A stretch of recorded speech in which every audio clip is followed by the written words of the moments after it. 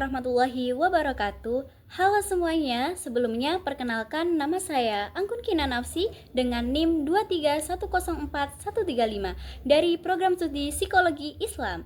Nah, di sini saya mendapatkan tugas UAS dari mata kuliah Statistika Psikologi untuk membuat video tutorial dependent sample. Oke, langsung saja. Saya akan menjelaskan bagaimana cara mengerjakan dan cara mencari dependent sample. Nah, sebelum kita mengerjakan atau mencari dependent sample, kita itu harus mengetahui apa sih tujuan kita mencari dependent sample sendiri. Nah, jadi tujuannya mencari dependent sample sendiri itu adalah kita mencari hubungan antara variabel X dan variabel Y-nya. Oke, jadi nanti kita itu tujuannya ya ini mencari hubungan antara variabel X dan variabel Y-nya. Nah, yang pertama yaitu kita harus mempunyai dua variabel. Tadi ada variabel X, ada variabel Y. Nah, di sini pada data saya yaitu variabel X-nya sendiri ya kecemasan personal dan variabel Y-nya sendiri adalah kecemasan akademik. Lanjut untuk judulnya, yang saya ambil ialah hubungan antara kecemasan personal dengan kecemasan akademik. Untuk mencari hipotesisnya, sementara itu ialah ini cuma dugaan aja antara adanya hubungan kecemasan personal dan kecemasan akademik. Nah, untuk mencari hipotesisnya sendiri itu kita harus mengerjakan beberapa step yang ada di bawah ini. Selanjutnya yaitu kita harus membuat layout data. Nah, ini ketika membuat layout datanya itu harus berisikan subjek, ada variabel X, variabel Y, terus ada perkalian antara X dan Y, X kuadrat dan Y kuadrat. Nah, pada subjek ini kita harus eh, menempelkan atau menyediakan atau mencari sampel. Nah, sampel yang saya ambil dari data penelitian saya itu ada 33. Kita isi di sini, di subjeknya ini sampai 33. Terus kita mengisi X ini. Nah, X ini dari mana sih? Nah, X variabel Y itu juga seperti itu. Ini untuk subjek satu mempunyai nilai variabel Y itu 8. Dan sampai 33 itu mempunyai nilai variabel X, Y itu yang berbeda-beda. Nah, XY ini dari mana? Untuk XY ini itu adalah perkalian dari X dan Y. Nah, contoh dari subjek 1, 15, dari kan variabel X-nya kan ada 15, dan variabel Y-nya dia memiliki nilai 8. Ini tinggal dikalikan aja, jadi 15 dikalikan 8 hasilnya yaitu 120. Nah, lanjut untuk X kuadrat, ini tuh ya dari kuadratan dari X-nya ini tadi, yaitu eh, dari subjek 1, X-nya 15, jadi dikuadratkan, yaitu 15 dikali 15, hasilnya 225. Sama saja dengan Y kuadrat, ini cuma diambil dari Y-nya ini aja. Jadi sama aja 8 dikali 8 sama dengan 64. Nah, ini tuh harus diisi semua teman-teman dari subjek 1 sampai subjek 33. Nah, ketika sudah diisi semua, kita itu harus mencari sigmanya atau mencari jumlah dari X, terus ada Y, perkalian XY, X kuadrat, dan Y kuadrat. Nah, ini sudah saya hitung di Excel. Jadi kan tadi saya menyalinya lewat Word. Ini X-nya sigmanya ada 568, Y-nya 589, XY-nya 10.627, X kuadratnya 11.131, Y kuadratnya 11.279. Nah, ketika sudah, nah jadi cara membuat layout ini tuh bisa melalui Excel ataupun melalui Word ya. Kalau melalui Excel tinggal diinput aja datanya terus disalin ke Word. Nah, ketika ke Word membuat layout data di Word ini tinggal klik insert, terus langsung ke tabel ini aja. Tinggal menyesuaikan berapa yang dibutuhkan tabelnya. Nah, lanjut setelah layout data, kita ke grafik scatter plot, teman-teman. Nah, bagaimana sih cara membuat grafik scatter plot? Nah, mari kita coba. Kita plot dulu, kita hapus. Nah, dari cara membuatnya yaitu ada di insert ini tadi, pencet insert, terus pencet chart, terus mencari XY scatter. Diklik OK aja. Nah, ini kan kalau segini kan terlalu besar ya teman-teman. Jadi kita coba kecilkan aja deh. Nah, kan tadi ketika kita udah ngeklik OK, di sini muncul ada Excel ya teman-teman. Ini ada untuk kolom A itu ada buat variabel X, kolom B-nya itu buat variabel Y. Jadi tinggal diisi aja. Cuma memberikan contoh sampai subjek ke 5 saja.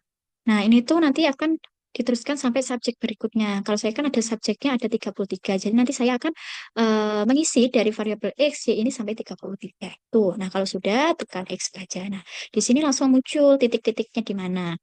Kita tuh ketika sudah membuat grafik seperti ini tuh kita bisa melihat antara kedekatan antara variabel X dan variabel Y-nya.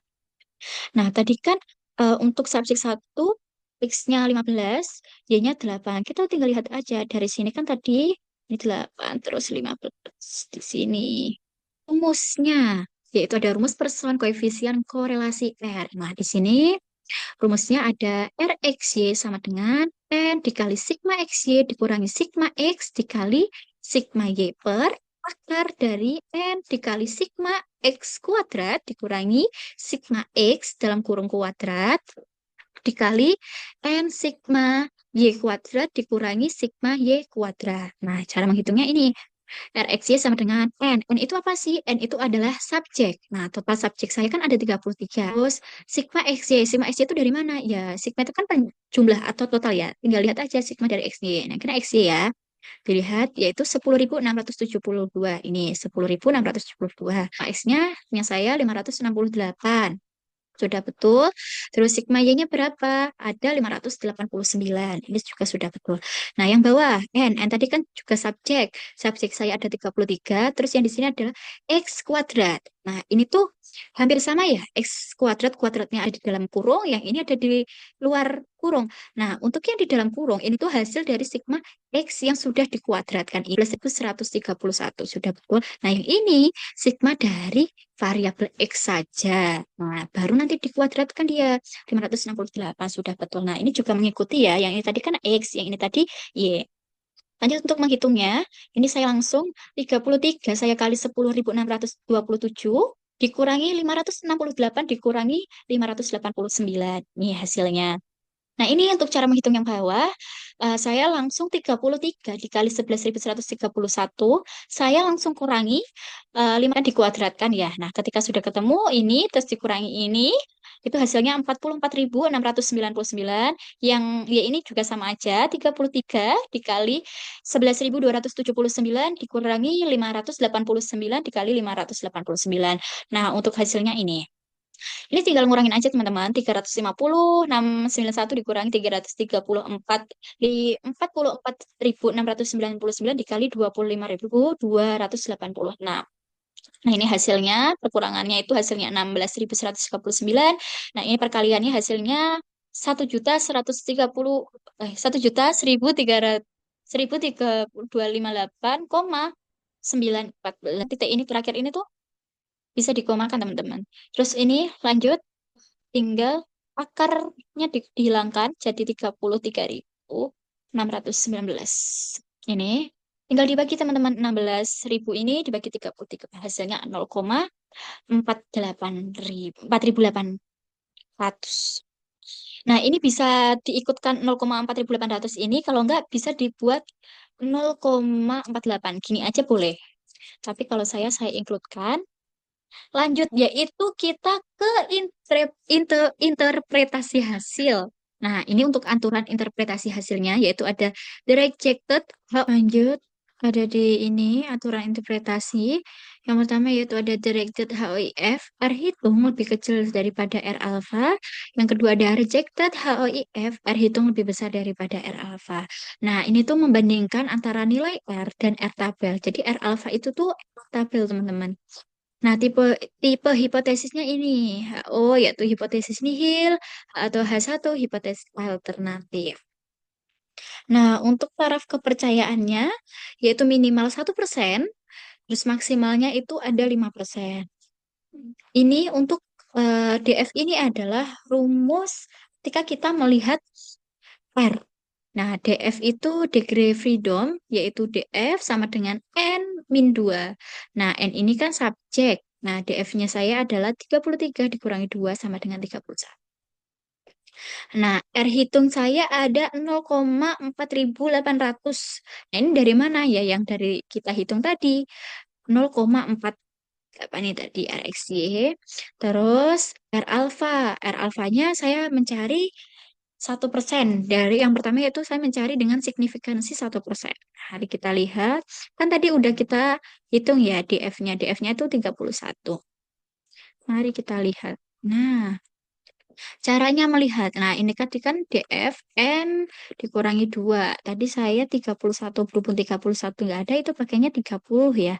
Nah, 30, mari kita cari dari signifikansi 1%. Ini berarti ini ya teman-teman. 0,4487. Apakah benar? Kita cek. Nah, oh sama 0,4487. Nah, artinya ketika R hitungnya lebih besar daripada R alpha, ini dia pakai interpretasi yang ini. Directed HO R sama dengan 0,4800 lebih besar dari R alpha sama dengan 0,4487.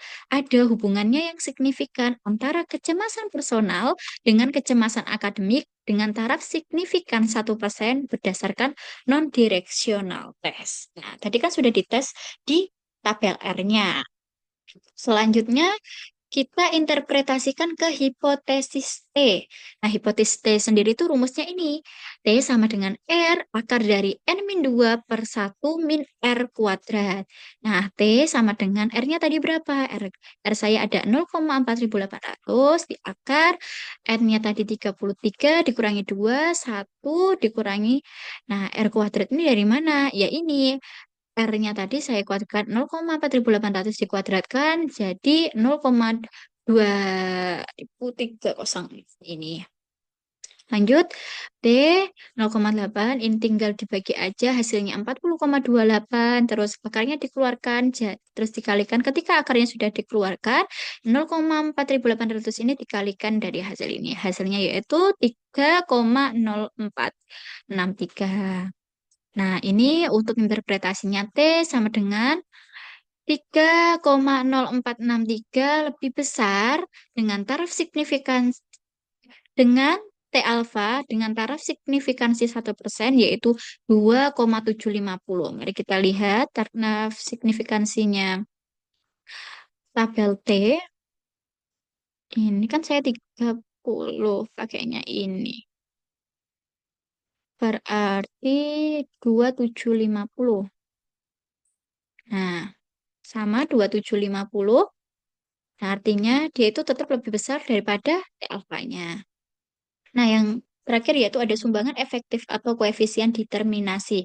Nah, ini tuh E ke disumbangkan ke Y%.